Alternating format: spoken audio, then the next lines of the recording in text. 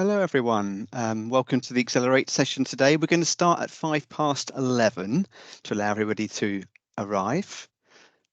So please feel free to settle in, have a look at the slide you can see in front of us. And in the meantime, tell us how you are doing today. If you can put a note in the chat with I don't know, an emoji, a GIF, or just some words saying how you're feeling, that would be super.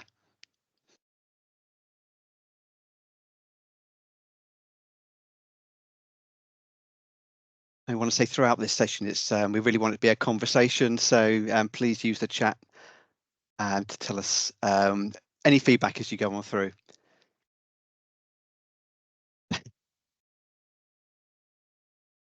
That's some very exciting emojis and GIFs already.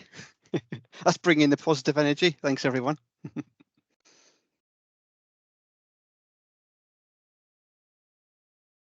Just so you know, today's session will be recorded and we'll make it available afterwards. So yeah, while we're all assembling, I can see there's quite a few people joining as we speak. Yes, for people just joining now, please let us know how you're feeling in the chat. We'd also be keen to know if the Q&A function works for you, because we'd like to use the Q&A function in Teams during this call, but we're only going to use it if we're confident everyone has access to it. Do you have access? Because anyone doesn't have access to the Q&A function, could you let us know? And then we'll obviously we'll use the chat instead. It should be on the top bar next to the chat button. Well, that's where it is for me anyway. Mine's actually appeared now. Oh, okay. Ray, that's great. It's all learning, isn't it? So while we have a couple of minutes before we actually kick off the session, I said we'll start at 11:05. We thought we'd just point out that this week is Mental Health Awareness Week, as I'm sure many of you will be aware. And this session is part of Mental Health Awareness Week, and we've scheduled it so it fits into it. And I hope you've enjoyed the resources. Please see on Enzo or in the daily messages this week. And today's message is about Dementia Awareness Action Week, which coincides with this. So we wanted to put the two together, as Alzheimer's is our charity partnership at the moment. And so we've asked the question, how can we support the mental health of people living with dementia and those who care for them? And both Becky and Sarah, who are with us today and are going to be chairing this call with us, they were on the call and they did a 30-minute discussion with Alzheimer's Society. So please have a look at that. And we're proud that we've worked with our networks on that. And Becky, Sarah, do you want to come in on that in terms of what you learned from that and the key takeaways? Becky, do you want to go first? Yeah, happy to. Yeah, it was a really interesting conversation. I think I learned actually during that discussion and kind of the links then that Alzheimer's Society provided us a lot more actually about the condition, not just the signs and symptoms of my nan's journey, but just actually understanding what that means. So yeah, it's been quite insightful. I completed the online training, I think it's called, of being dementia friend. So I'll add the message today, the daily message in the chat, so that anybody who hasn't got it has got those links. And I think from our point of view, we covered two kind of areas that we do support a fair bit in OC Health. And one is when people are carers, of people who have dementia or have a close relative who've got somebody who's going through it. And that can be very hard because resources are limited. It can be quite challenging in terms of you physically have a person there, but perhaps personality might have changed, or they might not, recognise people or recall events, etc. But also, as we see more of an ageing population as we kind of work till we're older, we do occasionally get people who have memory problems and are presenting in the workplace, and we're working through that with them and their managers to try and work out what's going on, but also to support them, because in the early stages of dementia, people do work and can work, but there are lots of techniques and things that both patient and manager then need to learn to support them in that workplace. So lots of interesting areas, and obviously the research is screeching ahead in dementia, which is exciting, but also it's challenging for people to know what's going on. So very interesting area and a great charity partner to learn from. Thanks, Sarah. So, and just point out that we have another session next tomorrow, run by the LGBTQ plus supporters network. It sounds like a really brave session that we really welcome you joining for that. See details on Enso or on daily messages as well. And today is also Global Accessibility Awareness Day.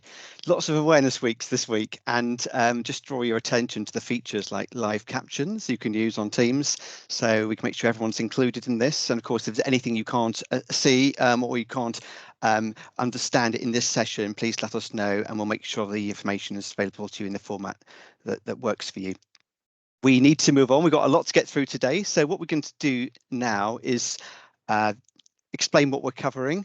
So, as I said earlier, today we've got 3 of us from the company Wellbeing and Occupational Health team on our panel. That's myself, Mark Shelby, and my colleague Becky Schuler from the company Wellbeing team. And as you just heard, Dr. Sarah Jackson, the Chief Medical Officer at EDF. The aims of today is to help you understand that a leader can make a massive difference to the well-being of your team, and preferably positively. You can create your own microculture where your team feels safe and can thrive. We want you to learn things, to take away actions, but also to identify areas where you can improve. Let us know as we go through this where you feel you want more information, more training, and we'll do what we can to support. We really want to learn from you. We find these fascinating sessions to understand what the issues are that you're feeling and how we can help you. We just want to stress single tasking. If you can see the blue zero harm icon there, one task at a time, it's essential for our safety. It's pretty good for our well-being as well, and our effectiveness, just to focus on one thing. So if you're doing your emails and your Teams notifications, if you could just leave them for the next hour, you'll get a lot more out of it. Always a challenge, isn't it? And the other thing is about information. We'll share this pack at the end of the session. It'll be available to you to use along with your teams. It's got links for further resources as well. Are we okay to move on? Super. Right, so while we're running this course, well, yes, it's Mental Health Awareness Week, but actually we want to help you understand how to enable your team to thrive, and thriving is the big word in our new exciting safety and wellbeing policy statement that Simone put his name and face to and launched a month ago. We're excited about this because it's got some really strong, inspiring words. We're passionately committed to health and safety well-being of all. We want everyone to thrive at work, provide the support to thrive. It's a shared responsibility. And crucially, this course, all leaders are to actively ensure high standards. And we want to help you understand what does that mean in practice. We're all responsible to protect our well-being, to speak up and to look out for each other. And we're always learning and striving for better. Now, please give us a thumbs up if you think that's an inspiring statement. I hope it is, because that is something that helps us understand why we're doing this, our purpose in well-being and creating a great place to work. Great, at least some of you agree. That's nice to see. Thank you. So, question: how do you feel when you're thriving at work? Becky, I think you've got a word cloud for us. If we can get the tech to work, this is a real plus. We've got a word cloud poll. We're really keen to get your ideas. Yeah, I can't see the word cloud that we had saved actually. Typically, well, have a think while we sort that. Have a think. What words do you associate with thriving at work? And I'm going to have a look at the polls while we do it. While we do it, look at that coffee cup. The energy. Think how better we are at work when we've got energy, optimism, enthusiasm, and we're emotionally contagious. You know, as a leader, particularly so. I'm going to try launching that poll. Okay. See if that works. Can you see a poll in front of you? yes. So how do you feel? Yeah, think of the energy and think what matters to you. What are those feelings you have when you feel, yeah, I'm actually thriving? I've seen great words coming up. Hopefully you can see words either in the chat or in the middle of your screen once you've clicked submit. So we can see some words like motivated, positive words there, positive emotions, yeah, excited, inspired, pumped. I like that. Yeah, that's good. And valued. But it can be about connections as well, can't it? Feeling we belong, that we feel part of a cohesive team, building resilience and like team fortitude. And Productive, getting things done, making progress against priorities. Yeah, sense of achievement. And trying to read what you've written here. And but what about meaningful work? We commit to when we feel as we got a purpose, we commit to it more wholeheartedly, get more satisfaction from it. So our tasks need to feel linked to our purpose. Sarah, do you want to come in on this and what about good work and how it's good for our mental health? Yeah, it's interesting, isn't it? Because we do a lot of talking about how work can be bad for your mental health and what things we need to watch out for. But what we also know is that people who are in work on the whole have much more positive health outcomes. They have much more positive socioeconomic outcomes. So good work is good for you, but it has to be the right type of work for you. And it has to be work that is, all of these things, as in, meaningful, fulfilled, you feel motivated, you feel clear on what you're doing. But it's a message that's often missed in wellbeing because we are worrying about, occupational stress and how that might contribute to poor wellbeing. But good work is really good for you. And, the Thriving at Work report, Stevenson Farmer showed about the cost of mental ill health to UK businesses, but it also showed actually that if you had good mental health and you felt positively motivated and work was enjoyable for you, your productivity was high, and you were much more likely to, as I said, have good health outcomes as well as good work outcomes. Thanks, Sarah. So what Becky's put a Q&A asking what behaviours from leaders have helped you to feel you were thriving and how did it make a difference? So as we go on to the next section of the course, if you've got an experience there you'd like to share, please do so, because we want to know what real world situations have you felt that you've been thriving, but somebody's helped that happen. What do they do? So if you can put that in the Q&A, that would be super. We're going to have to rattle through because of time. We're going to go on to the next section. So hopefully that set the scene for you about thriving. So now we want to put things into context of our group leadership model of open, authentic, engaged. But firstly, in a thriving team, we all feel we can openly and fearlessly speak up and that our voice is valued, trust that we'll be listened to, treated fairly with respect, feel connected with our colleagues and belonging, and we have supportive working relationships. It's that big phrase, psychological safety, which means an awful lot in practice, and we want to look at that now. So what we'll do is we'll come back to your comments on that last chat in a minute, but we're going to move on through this. So think about how you empower people to do these things on the screen here. What would your team say? Do they feel empowered to do these 6 things? Do they feel that they can ask questions without feeling stupid or ignorant? They feel they can speak their mind without being sort of judged negatively? Can they take risks and be backed for it?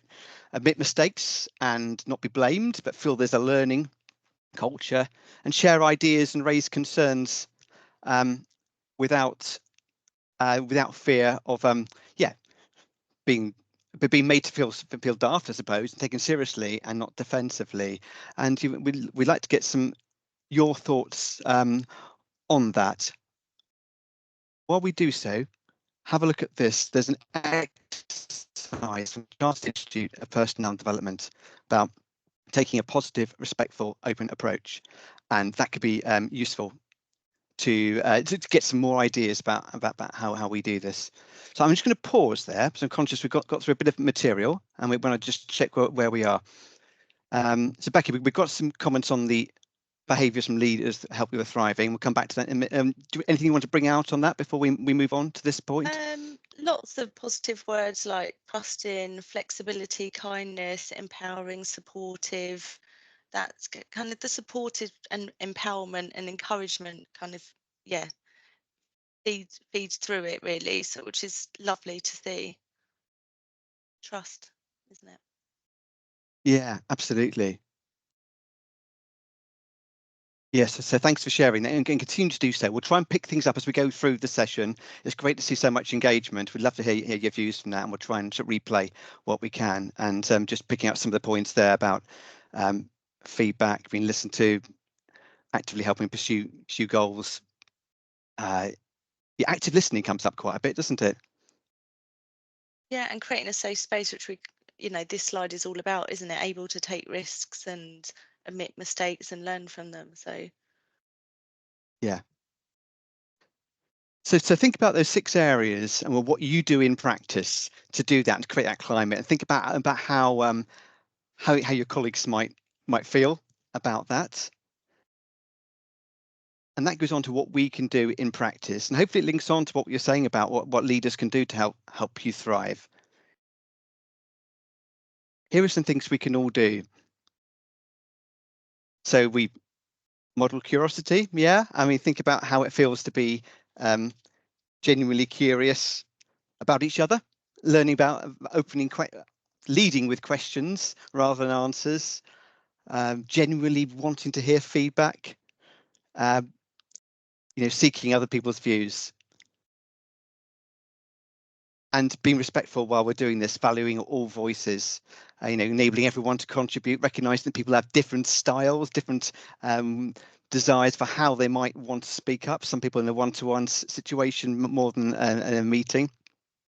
And this point in the middle about being present, really understanding what people, when you're with people, you're generally focused on what they're saying.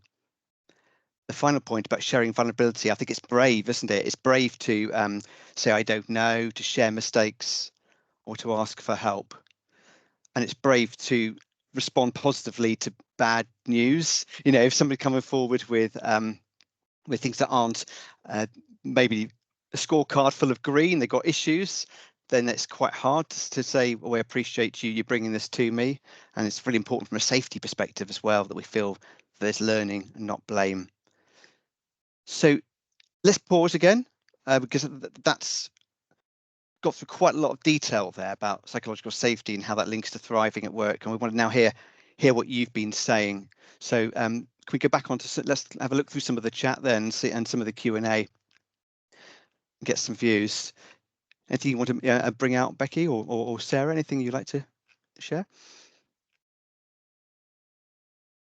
Just having a scroll through the chat. I think just to highlight that we're not covering all 26 slides today, that some of these are takeaways. So within this pack we're going through, that will be shared with you at the end, and there are lots of links to activities at the end. So we're not covering all. Some of that is, onward learning. So not to worry about that, but yeah. I think, one of the things that I was reflecting on, seeing all the kind of comments, is that, this talk is not the routine wellbeing talk. This isn't just for you as an individual. This is next level, isn't it? You have to understand your own well-being in order to be an effective leader, but you also have to be able to understand how that might look for other people, and everybody is slightly different. And again, if you look in the chat about what has influenced people positively and negatively, it's slightly different for everybody. So this is about understanding the things that you can do as a leader that help you to see what your people need and provide that for each person. And it might be that you approach people slightly differently, and what people need in terms of support is different. What I would really reflect on is it's really hard to be a good leader in well-being unless you understand your own well-being. So it always starts with you. You have to know where you're at. If you're overloaded and somebody comes to you with a problem, that means you might be absorbing work off them. It's very hard to take that if you're already overloaded yourself and you haven't acknowledged it. So you really have to work quite hard to understand yourself. The other thing is, you mentioned authentic leadership, and many of you all know I used to be in the army, and I had this concept that when I was a colonel in the army, I should be very brusque and I should be very kind of black and white, and that's just how I should be, and very formal. And if anyone knows me, that's not me. That's not how I do business. So I couldn't do it. And I was really worried that would make me not a good colonel in the British Army. And actually, when you read about leadership and what impacts people, and it's been said here, is being yourself and displaying the behaviours you want other people to display is really important. And actually, the minute I stopped trying to be really official and somebody different, it got a lot easier. And it was people knew then exactly who I was, and I didn't have to hide and do all those weird behaviours that you do. The other thing to reflect on is something we see in occupational health, is where the leadership role doesn't work effectively and where you do have poor well-being in a team. Quite often it's because the leader doesn't feel empowered to do things their way.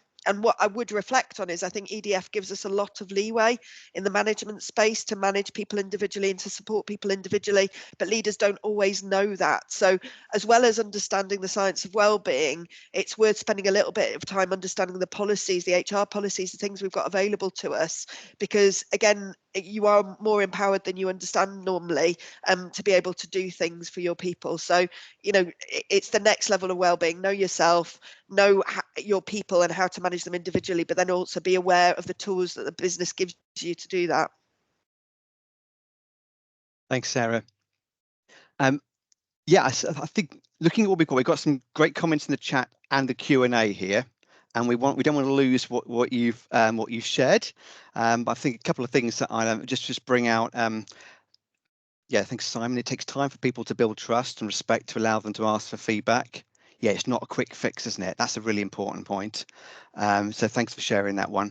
Yeah, and Dean, it says it's trust and respect is hard work to gain, but extremely easy to lose. That's great. And then just a comment there about from Andy, giving clarity on priorities, constructive feedback, understanding challenges, and growth mindset. Yes, we learn every day, and that really, I think, it helps to us feeling a sense of well-being at work. That growth mindset, and it helps us again be more flexible in our approach to change. That we're open to new ideas. Let's just, before we go any further, see if there's anything else we want to pick out, and then perhaps we'll make some time at the end to do so. Just go back to that Q&A so we don't lose those comments there. Remaining calm and focused in times of stress and pressure. Let's just find those comments there about yeah, so give feedback and recognition. We'll come on to that in a second. Obviously, that's a big theme of your comments. Let's move on. Sorry, one thing, sorry, Mark, just to mention is the other thing that we learn a lot in medicine, which I found very useful just in the workplace generally, is we all have ways of doing things, and as a leader, it's getting your head around the fact that different people do things different ways, but it can be just as effective. And sometimes that can be really hard to manage, in that, say, for example, I'm somebody who likes to get, you know, there's an essay, I like to get it done a week before, and I get really stressed out if it's near the submission date. You know, my husband does everything at the last minute, usually in the middle of the night, and does just as well. But sometimes we've got those prejudices in us, in that it's, you know, it's easy to see, say, for example, my husband's approach to be slack or lazy, when actually it's not. It's just different styles, and recognizing your own inherent prejudices or your own inherent beliefs that may not be true is really important as well, because again, that's how you can be more balanced and look at different ways of doing things. Yes, really understanding it, being self-aware, isn't it? And that's the thing we want to come on to in a second. So I think that flows nicely. So from there, thinking what area can you take forward to improve yourself in your in areas of psychological safety? I think that links into our next area about engaged. And you've been saying it in your feedback, actually, that we need to feel engaged with our purpose and values, empowered to succeed. It's that balance of challenge and support that's really critical to well-being. We feel good when we're being challenged. It's healthy challenge, but we know that it's something that's achievable with the support we've got ultimately, so we feel we have a good day at work. Let's look at what some of those components are. And I think you're ahead of us, because some of the things you've said here in the chat are probably some key points. We've mentioned earlier about being inspired, about why we're doing this, and how strongly do you think you can articulate that your goals and vision, you know, to the overall vision. And also think, if you were a toxic leader, which of course you're not because you're on this call, but if you were, think of what it might be like in your team. Would they feel inspired? Would they feel that it was unclear what their role was? Would they feel unappreciated, maybe, and probably stressed? So, we said earlier about how crucial that leader can help, how crucial it can be, how a leader can help your well-being. So those first two, really clear goals linked to the vision that the team clearly understand and motivated by. And we have got some exercises. So if you think that's an area I want to get a bit more information on, have a look at these exercises. A really good one at the top, the CIPD, about providing knowledge, clarity and guidance, and then handling sort of conflict, people management issues. Outside the scope of this session, we can't cover everything, but somewhere to go afterwards. But an area we can all do something is about showing appreciation, and it's come up in your chat already. Quite a few people have said that about genuine appreciation. I'm going to hand over to Becky, who's going to ask us about that. I've just popped a question in the Q&A part. So yeah, what's the most effective way to show appreciation? What tips do you have? We touched on this earlier about the importance of showing appreciation when someone speaks up and is honest and puts themselves forward, even from a safety perspective, like Mark had mentioned. So, you know, how do we thank people for their contribution? Do we describe the impact of their behaviour and sort of being able to put themselves forward for that? Do we acknowledge the effort as well as outcomes? You know, how much effort's gone into a piece of work? And do we celebrate the small wins? So sometimes it's, you know, more than just saying thank you, but actually acknowledging that. And then when we move on to the last line there, so proactively managing stress, do you know that you as a leader have a legal duty to manage and protect people from stress at work? Well, you do now. And before, absolutely, we could come on to that. And shall I just quickly pick out some of the comments on Yeah, that of course. appreciation, because there's some interesting things coming through there, and it does think nicely. So Diego said honest praise, more autonomy, celebration, and reflect it in pay review. Yeah, sure. And congratulate them in front of others, say it's helped the team. Jonathan, to know the person well enough to do it in a way that impacts them positively. Yeah, it's different for each person, isn't it? And Alex, just an acknowledgement to let others know of their good work. There's some really interesting things coming out here. It makes such a difference, doesn't it? If it's been thought through, appreciation actually in a way that, as Becky says, really is unique to that person. I think that's the key, isn't it? It has to be personalised for it to be really impactful. You know, general votes for thanks, etc., can seem very disingenuous. The other thing, I think, the reason we're talking about, you know, kind of show appreciation is if you think about human psychology, humans respond much better to positive psychology, positive reinforcement than they do to negative. So a big change in the workplace over the last 100 years has been, you know, instead of kind of ignoring all the good and just disciplining when there's bad and having a very low threshold for disciplining, work has moved towards more positive appreciation and more positive reinforcement. But if you speak to people where, you know, in big American companies where they kind of do big group awards and things like that, it feels very, you know, unspecific, and actually it doesn't have the same effect as a very bespoke, personalized thank you, recognizing exactly what they've done and the impact it had on them. So for example, if somebody's done loads of overtime, you know, we recognize the, you know, that's been your time away from your family. Even better if you know their family, you know, members' names and what things they've missed, you know. So that personalized thing is really important. And it's good to bring out a piece of research here that we did in the military. This was in the patrol bases in Afghanistan, and what they did is they gave loads of soldiers questionnaires looking for caseness for anxiety and depression, and at the same time gave them a leadership questionnaire. What they found is the people who had leaders where they really felt like their leaders knew them and knew their person's circumstances and cared about them had much lower caseness for anxiety and depression. So put the time and effort into getting to know people one-to-one. It's really worth it. Yeah, and there are a few comments actually about, you know, different people like different, you know, sometimes they get embarrassed about public appreciation. So again, it's back to knowing your team, isn't it? That's really some really good comments there, aren't there? We'll package this up. Sometimes I think in these sessions, you package up the chat, and you can get a training course out of that. It's just really sort of wonderful. So please share it, because we'll use this if that's all right with you in the future. Yeah, please keep putting it in. Sorry, Becky, I interrupted you. You were moving on to stress. There we are. I was moving on to stress. I didn't see all the chat because I was taking on this. So yeah, we've got a tool to help. So I'm going to hand over to Sarah, who's much more qualified to talk about this. So again, this is, you know, this is the next level up of training, isn't it? This is not just about thinking about you. This is thinking about your team. And as Becky said, you know, we have a legal duty to ensure that no harm comes to anybody because of the work that they do. And what we're starting to see is, you know, whilst it's been long acknowledged that that includes mental health, really that hasn't been looked at, inspected by the HSE. It hasn't, it hasn't really been under the spotlight. With the huge burden of mental health now, in our UK workforce, the spotlight is very much moving to this now. So the HSE says that you need to understand the stress of your people at work, and they encourage you to use a model that was developed, by occupational psychologists, looking at the drivers for stress at work and what the key drivers are. There are other models, but this is the most commonly used model. And as a manager, it helps you break down with somebody where their stress is coming from. So we just want to talk you through this a little bit. It's been developed by the Nuclear Ops Wellbeing Team. So the first thing is to look at the demands of work. If you've got demands at work where it outstrips your ability to keep up with those demands, you can do that for a short period of time, but you can't do it over a very prolonged period without that feeling really burdensome on you.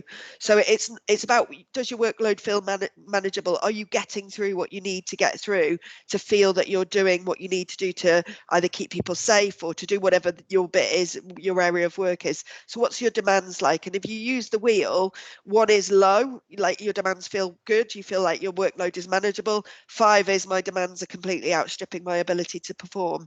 And this is a tool that you can use with your team to give you a feel for where they're landing on all of these aspects of occupational stress. Control is interesting, and a few of you in the chat have mentioned the ability to work autonomously and to have a say over how you work. Do you have a say in how you do your role? And what we find is, obviously, if you're on a production line, doing kind of very manual labour type roles, you have much lower levels of control than somebody who's a knowledge worker who perhaps can work in different ways. So sometimes your level of control is almost a little bit dictated by your role. But if there's bits that you can help your people to have a bit of control over, it's incredibly empowering. It builds trust, and it lets them feel that they can manage their workload how they manage their workload. So a really good example would be, if I want to pick up my kids from school one day, can I finish a bit early, pick up my kids and then finish off later on in the evening? Is that okay? Gives me a level of control, but lets me fulfill my duties as a mum. So again, 1 is, you've got good control. 5 is actually you feel like you've got no control over work. Support is really important. Do you feel like you get the right level of support at work? And that's not just, that's from you as a leader as well, but also from us as a company, from, the occupational health team, from the support functions that you've got available. 1 means you feel you've got good support at work. 5 means you feel like you've got no support at work. It's really important. It's not just the leader as well. It's also from the team, around you. Do you feel like the team around you support you in what you do? We might need to click on the support one, guys. It's not come up. The next one is relationships, and we all see this, don't we, where relationships break down at work, and that can be with your leader or it can be with a colleague. And if you're a leader of a team where relationships are poor, you need to know that is going to contribute to people feeling stressed at work. And if we can help those relationships improve, that's a real goal for helping reduce people's stress at work. Those things can be different things. Quite often in occupational health space, when we see cases where relationships have deteriorated, quite often it's a misunderstanding, and it can be quite often, very simply kind of worked through by just getting people around the table to say, what's happening with you, taking the heat out of the situation and just letting people talk. Role, again, at EDF, we're lucky often people stay with us in the company for quite a long time, but what that often means is if people move around the company, they take bits of their role with them. So it's not uncommon for me to find somebody that's doing a role but also got 5 bits of previous roles that they've taken with them.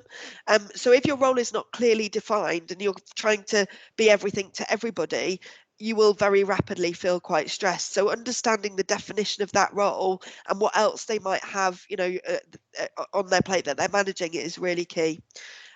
Change, again, all aspects of our organisation is seeing this at the moment. Change is challenging. Human beings don't like change, but if we have got change coming up, understanding what that change is, how it might relate to your role and what you do is really, really key. And again, people often think with change, it's really important that you tell people exactly what's going to happen with change. But sometimes it's empowering just to know that change is coming, even if we can't tell you what that is at the moment, to know that you're on the journey. It's about all those things you put in the comments: trust, empowering people to be part of the conversation of change. And finally, the additional one, this isn't in the HSC, what we call stress management standards, but it is important, is inclusion. Is how do you feel that inclusion works in your team? Do you feel that you're included in what the team does, or do you feel excluded? And if you've got people who are really not feeling included, as a team leader, you've got to step back and think, why? What are the drivers for that? So these are the HSC stress management standards. They say that we ought to measure those regularly, and we ought to look at where they're, where people are struggling, why they're struggling, and put change in to try and improve those. It doesn't say in the HSC guidance that we have to be perfect, but not looking is not good. We ought to look regularly. You can do that on a one-to-one basis, but you ought to be aware as well as if you as a team leader, are seen to be part of the problem. And one of the things I want to open in this environment is to, as a leader, always think about, could I be part of the problem? We never know, because you don't necessarily get that feedback. So we've got to always have that on the radar if things are going wrong. But also we've got to allow people to feedback anonymously, so you can really spot if there are problems. If people are very ambitious, they may not feel able to say the demands are outstripping my ability to keep up. So we've got to think about that as we step through. Thanks, Sarah. So as Sarah's saying, this is a new tool, but it's not a new concept. Yeah, so we've had a legal responsibility to manage stress for over 30 years. This is a way of making it accessible, and you can use this any way that you want, really. I wouldn't get hung up on the scoring system, but it's an indicator there's a concern. It's something to say, I need to have a conversation about this, need to deal with it. And you can do it on your own, or you can do it one-to-one or as a team. You might find it a really useful team exercise. Just be wary, though.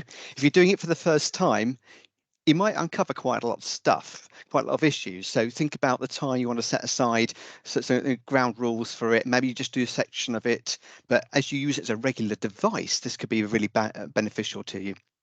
So that's one thing you can take away from today, to take this into your teams, how you think it's going to work for you. We've got the link there. It's to the, as Sarah said, is to the nuclear ops link there. They've developed it. So that will take you to that, and so we'll share this pack with you in the chat in a few minutes, okay? And the link to the HSC's guidance. Well, it feels like quite a lot there, doesn't it? So you're pleased to know, but we're 2/3 of the way through, so we will get through everything. We do appreciate there is a lot here, and we can do more courses on particular areas of it. So if you say I want more on just this area, let us know. Put us that in the chat, and we can do something on that. So if you feel, I'm a bit, I can't keep up with it, I understand, but we want to get a really good hour for you out of this, the key points. So just wrapping up this section. Yes. Becky. Yeah, just quickly, the polls for that, 46%, 47% came back as demands as being the kind of biggest stress trigger. Everything else is fairly divided, relationships coming in next. But yeah, 47% as demands. That's really interesting information, and thank you for sharing that. 174 responses so far. Keep coming in of that.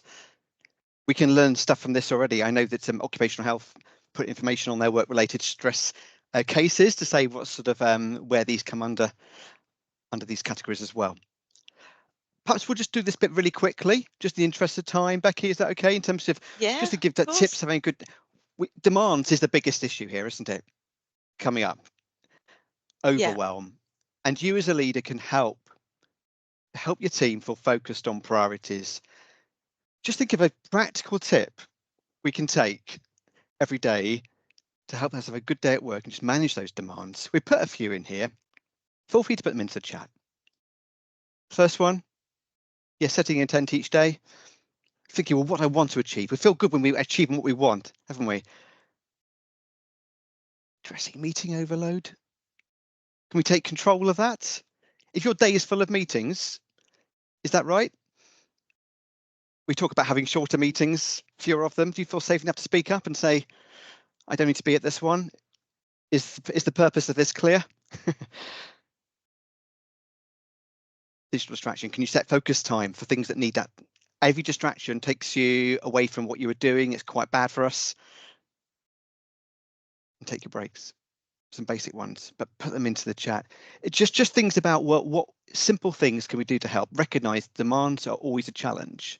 in. We have this continuous partial attention. We're always got other things to be doing and distractions.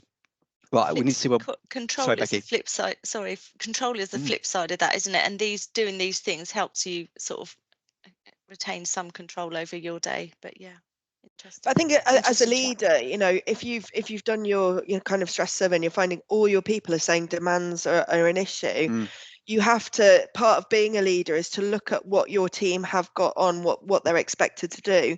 And if that is outstripping the entire team's ability to perform and do that, then that's when you have to have the moral courage to take that to your manager, your leader, and say, actually, the entire team is overloaded. We need to prioritize. And quite often, you know, people dread that kind of conversation, but actually more senior leaders often need that to know, actually, this is not tenable. There needs to be a priority set here.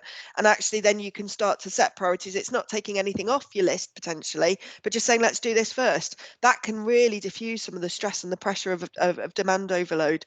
So again, it's about, as a leader, being empowered, but also having that moral courage to take that higher if we really need to look at the demands in that area. Thanks. So feel free to put things in there. We're just seeing where we are with time. So this does link on there back to well-being, which is the last section, and leading by example. We can only look out for each other if we're looking out for ourselves first. Sarah, let's talk to us about the stress bucket. Yeah, so I mean, a few of you will have heard me talk about this, but this is something I use every day in myself in terms of understanding where I'm at in terms of my own stress. And the reason that's important is if I become overstressed, you stop listening to people, you stop having the time to listen to people, you don't give people one-to-one time because you're multitasking. And you know, one of the things we know from all the leadership research is the most powerful thing you can do is give people your undivided attention. It's incredibly impactful for somebody. But when you're stressed and overloaded, all of that becomes much, much harder to do. And a very common picture that we see in occupational health, where we've got a few people becoming unwell, is actually, if we trace that back in a team, if we've got 3 or 4 of a team that are struggling, you can trace that back, and quite often the leader is struggling, and it just means that they haven't had the capacity to deal with all the needs of their team. And if that happens, again, you need to go up and ask for help from your leader, and that's, you know, that's how it should work. There should be help, there should be people who can step in and support you so that you can still then lead your team. So stress bucket, lots of things fill our stress bucket. The olden days, you know, back when I thought I had to be a stiff army colonel, you know, you would think, well, my stress bucket for work is just work stress, and I should ignore all the other stress because that's not work. But that's not how we work. We're human beings, and everything fills our stress bucket. Family, friends, work, sport, hobbies, whatever it is, everything can fill your stress bucket. You have to constantly keep an eye on your stress bucket. Everybody has a different size stress bucket. Some people can take loads of it. Some people feel overwhelmed much more quickly. There's no right answer, and you can do incredibly well in your career, whatever the size of your stress bucket, as long as you know what the size is. So you have to reflect. If, for example, my daughter is ill or my son's ill, my stress bucket is already going to be half full before I even come to work. A few challenging situations at work, and, you know, something going wrong in, you know, complaints or things like that, you know, suddenly my stress bucket is full and I've not got capacity to deal with anything else from anybody else. The way you can manage your stress bucket is to be aware of where it is, but also to understand your coping mechanisms. We all have different coping mechanisms. There's no right answer. There's a million different coping mechanisms, but you have to understand what they are. Some of your coping mechanisms will be positive ones that actually offload your stress and give you no other problems. Other coping mechanisms will be unhelpful, and often for people, they know that they're the red flags. So if they're drinking more alcohol, if they're, you know, procrastinating more about work, if they are not spending time with their family and friends because they're just spending more and more time at work, they're the coping mechanisms that often fix things in a short term but will give you problems in the longer term. So you need to know what yours are, ideally when you're not stressed, because it's much easier to identify them when you're not stressed. When you are stressed then, and you start thinking, okay, my stress bucket is getting full, you then need to deploy your coping mechanisms. Quite often what happens is when we feel overwhelmed and overloaded, we don't feel able to make a decision or to do anything. If you've got a pre-planned, you know, kind of set of actions, if you feel like this, you're going to go for a run more, you're going to go and try and play hockey more, or whatever it is that you like doing with your time that makes you de-stress, you actively employ that de-stress coping mechanism, and you keep an eye on your unhelpful coping mechanisms. I think as a leader, more than anyone else, you need to understand your stress bucket, because if your stress bucket is full, you have nothing left to give your other people. And I genuinely use this all the time. It's been really helpful. The other thing when your stress bucket is full is you can make decisions about work. So where, for example, I might volunteer to take on an extra project, if my stress bucket is full, that's not the time to be taking on extra work. And at least then you can make an active decision to say, I can't do that right now. I'll park it and I might come back to it, but I'm now going to use my coping mechanisms to try and offload my stress. And it's very useful to get in the habit of regularly thinking about that. Thank you. And it's like leading by example, isn't it? So in terms of like, if you set the example for other people in your team, and everything you do about working excessive hours and about taking your breaks and that sort of thing will be transmitted to others. It's a brilliant concept, isn't it? Right. So linking on to that, the stress bucket is something that we discussed earlier about thriving at work and what it feels like, those optimistic, so positive emotions we feel. We want to be in that zone, don't we? But realistically, it's hard to stay in that zone all the time. It's hard to feel as though we're always thriving. We need to regularly recharge. We talked about having breaks, give ourselves permission to do so during the day as well as after work. But it's about spotting the signs of how that feels and that we need to do so. So the other side of it is the left-hand side, the survival zone. Like Sarah was saying about the stress bucket, when you're feeling it's filling up, what are those triggers? What are the things to you that are feeling, hold on, I'm reacting in an emotional way now. I've got to be aware of this and regulate it, either by recharging, getting support, other stress coping methods, as Sarah said.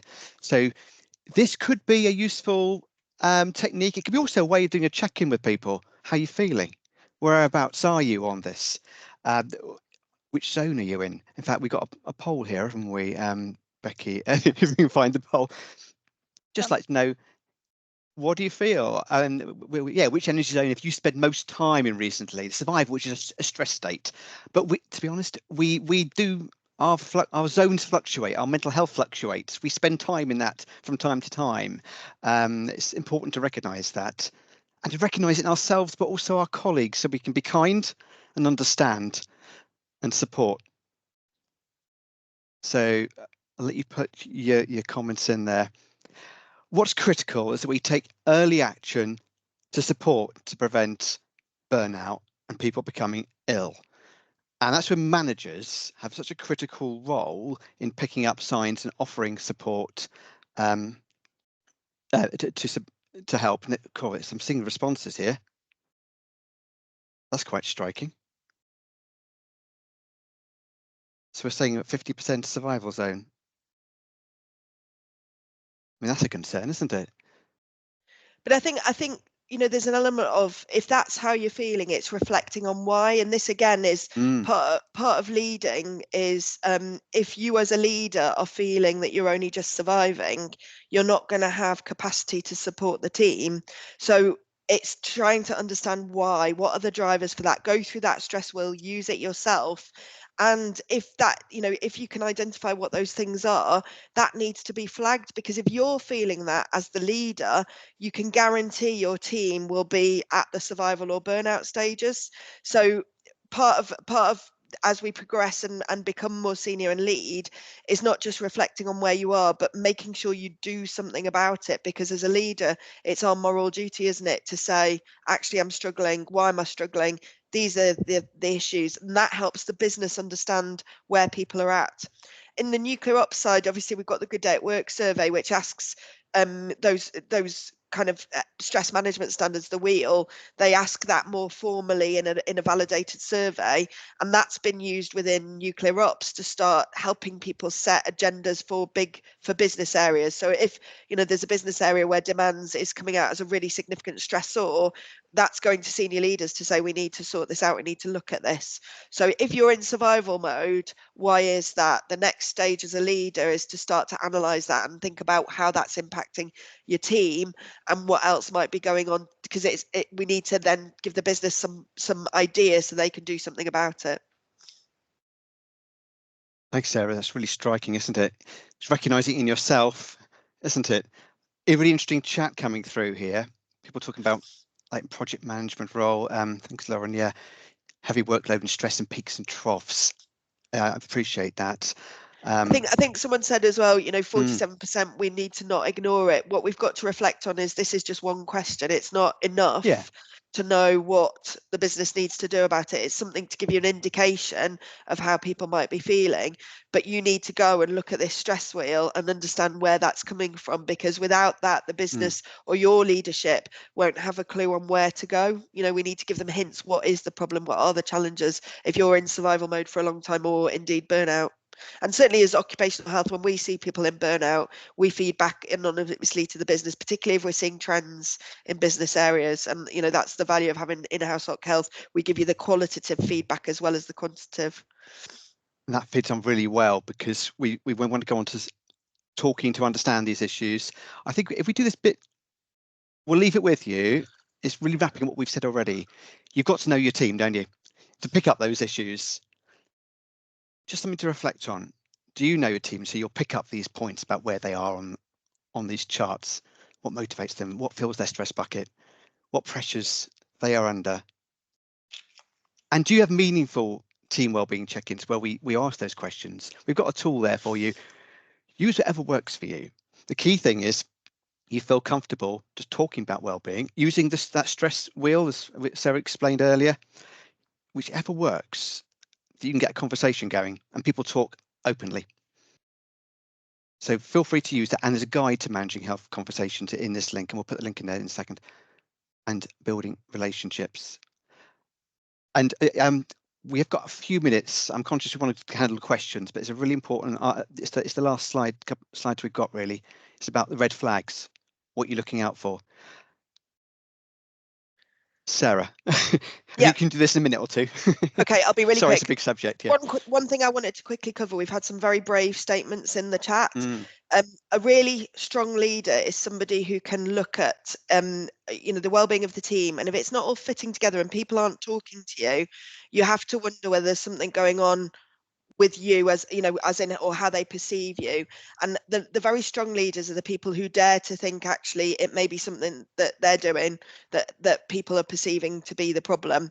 It doesn't mean often it is, but by daring to ask the question, you can really move people forward. So if you're getting, you're looking around your team and they all seem to be impacted, but they're not really telling you what's going on, you're not getting that feedback, dare to think the unthinkable. And something you might be able to do, for example, would be a 360-degree questionnaire, where you send out a questionnaire to your team, they fill it anonymously about things they like, things they don't like. Very, very powerful as a leader, because it can give you some real pointers of the things, if there's stuff happening that they don't like.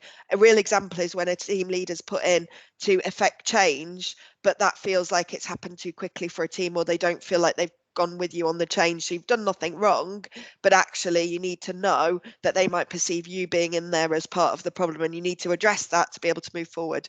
So what do you need to look out for in your people? Well, the first thing is you need to know your people. And Mark and I discussed about, can we write how the person looks? Is that something we're able to say? But actually it's true, because if I see somebody with mental health problems, one of the first things I look at is their appearance, and it tells you a huge amount. So people who are depressed often won't dress as nicely as they used to. They might not, be as cleanly as they used to. They might not give you eye contact. When I was training as a GP, my GP trainer said to me, depressed people will make you feel low, and it'll feel like they're the dementor kind of sucking the life out of you, so much so that you almost want to avoid them. And, in the medical profession, we talk heart sink patients, where they come in and you think, oh no, I don't know if I've got the energy today. But don't ignore that feeling. That means there's something wrong. And especially if that person isn't normally like that, then we've got to ask the question of what's going on. What can we do to help? Something will be going wrong. In in men and women, in my experience, react differently. Some women often are quite vocal if they feel low or they feel anxious. Men not so much, and quite often it comes out as irritability. So if you've got somebody who you're working with who maybe can be a bit grumpy sometimes in normal life, but then becomes really difficult and pokey to work with, such that everybody's taken a step back from them, think, is there something going wrong? Again, a very significant red flag. Withdrawing, not wanting to come to team briefings, not wanting to join in with the team, not wanting to come to team nights out when they normally would. That's a worry. I say when they normally would because some people don't like that stuff generally. So the reason, you have to know what the normal is for your people to spot the changes. Mistakes, if people who never make a mistake are suddenly making mistakes, can be very hard to kind of challenge, because it seems they can become defensive, but actually 9 times out of 10 there's a reason. We need to think about it. Becoming less focused, more distracted, becoming tearful, but also things like overworking. So somebody who would be normally very efficient, who's suddenly staying very late at work but still not achieving. Somebody whose performance has dropped off. I really encourage, if you've got somebody in your team who you're worried about in terms of performance, if that's changed, we need to think if there's something else going on. If they won't talk to you, think about health support. Could we see them and see if they need perhaps some support to get through that? So it's not about being a counsellor. You're not expected to be a mental health professional, but you know your people better than anyone else. And if you're seeing a change, do something about it. Don't just sit on it, because usually there is something underlying it. Thank you. That's a brilliant recap in a few minutes. Hopefully you can see those quotes there. Just ways of looking out for each other, but you can do it as to peers, can't you? Not just to people you're managing. You seem quiet on the call today. Okay. It's really effective, isn't it, when someone reaches out to you like that? So we can all help. And of course, mental health first aiders are here to help as well. So this is the last bit. It's about Can I just say support. one thing? Sorry, Mark. Yeah. The other thing is, as a leader, something when we still are quite afraid of talking about is if somebody moves job roles and then suddenly goes from somebody who's thriving at work to somebody who isn't. Think about poor person job fit. Not every job is right for every person. You might be amazing at something. You move into a job with a slightly different focus and it's just not your thing. And actually, as a leader, being able to have the discussions with people about what they like, which bits of the job, they feel they're really good at, can be incredibly impactful, and not being afraid to have that discussion is quite key. Thank you. That QR code takes you to all our resources for support, including OH, EAP, etc. And we want to stress the importance of contacting Sarah's team early to get support if you're concerned about somebody and their fitness for work. Don't leave it until they're off work. There's information. There's an appendix to this which has got some more information about how to get in touch with occupational health. It's a really important message to take away, please. Yeah. And don't forget, it can be, it doesn't have to be a formal referral. You can ring for advice. That's absolutely possible. That's a great point. So if you see on that slide, you can see from the pack, it's in the chat now. It's got the phone number. And yeah, that's a good point, because it's not a negative thing to refer someone. It's about getting professional, independent advice, and they are there to help you. So I've just seen a hand up, which I'll take. So what we're going to leave it there because we are out of time, but we want to get a question or two. If you are free to stay on, perhaps we'll go on for a couple of minutes, but if you need to leave, totally understand. I've got some things to take away. So I saw a hand up there from somebody. Is it Andre? Do you want to come off mute and to say if you've got anything to share? No, I was just trying Mark. Sorry? Just trying to clap and not put my hand up. Oh, sorry. That's all right. So, No, thank you. We'll user take the error. Easily done. Yeah. So And it's usually me as well. no, thank you. Look, I mean, yes, we're out of time, but we want to hear your questions, any feedback, anything you want more information on. Please put there what you like more information on, either in here or in the Q&A, and we will come back to you, and we'll do other sessions as needed. We've got some ideas of actions there. If you've got anything in the chat, should we pick it up now and say it's 12 o'clock. If you need to leave, totally understand. We'll record it and come back to it, but we'll just pick it up for a couple of minutes. Yeah, I just through the chat. Yeah, Becky. Yeah, mainly that it's just a lot of comments, actually. There's one in the Q&A bit. There's a question, Sarah. It says, Sarah, you mentioned that you can spot trends of stress within a wider team and feedback to make recommendations. What feedback is advised and what actions taken by the management team to implement change? So obviously it depends on the analysis. So nuclear ops have got a very formal occupational stress survey that allows, you know, higher level of an analysis of things like demands change. So it doesn't just ask, do you think your demands are outstripping your ability to keep up, but it looks at what type of demands. Is it short notice demands? Is it just general workload? And that gives the manager of that particular area an area of focus to look at why are the demands so high and what can they do to reduce it.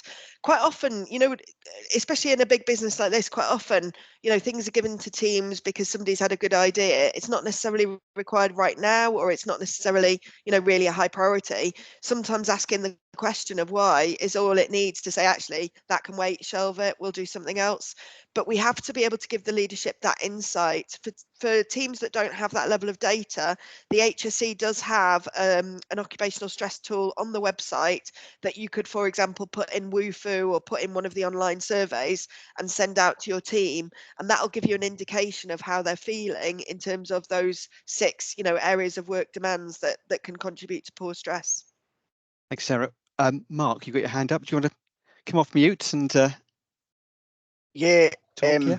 if this isn't appropriate, tell me to shut up. But so from my personal experience, and I've been involved with Sarah, that as a manager, I probably went too far, and I think I just wanted to mention that it wasn't until I went and reached for support with the Occ Health team that I got some really good support to say, look, think about what you're doing. I was being overly supportive, so it's just a bit of personal experience. It's just take that time to understand where the line is. You know, you're really not alone. One of the challenges about wellbeing is we absolutely want to look after our people, but it can't be at the cost of the manager's wellbeing. And actually, I'm at Doxford today, and Doxford had to recently put out a little bit of guidance for their managers, because obviously the way that the customers business unit is now, you know, it's less formal, lots of comms by WhatsApp, you know, but a lot of managers were starting to get WhatsApp from their teams at 11 at night, midnight, 3 in the morning, you know, and actually part of being a really good leader is also setting boundaries. And that's really hard. It's hard to do that and do wellbeing well. So you're not alone at all, but it's a really good point in terms of sometimes learning where to draw the line is part of what we teach in Occ Health and part of what we support you with. Good point. Thanks, Mark. Any other points before we wrap up? Thanks for those of you who stayed. Just still got 100 people. That's brilliant. I mean, it's great to see almost 300 people here and still 100. So that's been super. In that case, we'll just clarify what we're leaving you with. So we'll share the PowerPoint as well in a second. I'll just put that on there. You've got the PDF in the chat. Consider your actions, what you can do to empower your team. Feel free to share this with your team. If there's slides here you want to go through, up to you. Whichever models you feel are really going to work for you. And please tell us what you want more of. So we put a Q&A in there. Just say what training would you like to receive, or which area here do you think, I need a session on that. And if you want something from our team, someone to come and talk to your team or your team of managers, let us know. Got the email address there, wellbeing@edfenergy.com, and we'll be really happy to help. We learn a lot from this about where the gaps are and what you need help with. Becky, Sarah, anything you'd like to say to conclude? Nothing else from me. Just to remember, to be a good leader in wellbeing, you need to be aware of your own wellbeing. You know, get your own house in order, and then you can think about everyone else. Great way to leave it, isn't it? To care for others, we need to care for ourselves. Yeah. Okay. Phew, we can breathe now. I think we're all over. So we'll finish. Thank you so much for being with us today, and we'll leave it there. Thanks, everyone. Bye. Bye. Thank you. Thank you. Bye-bye. So great session. Thank you. Thank you. Bye.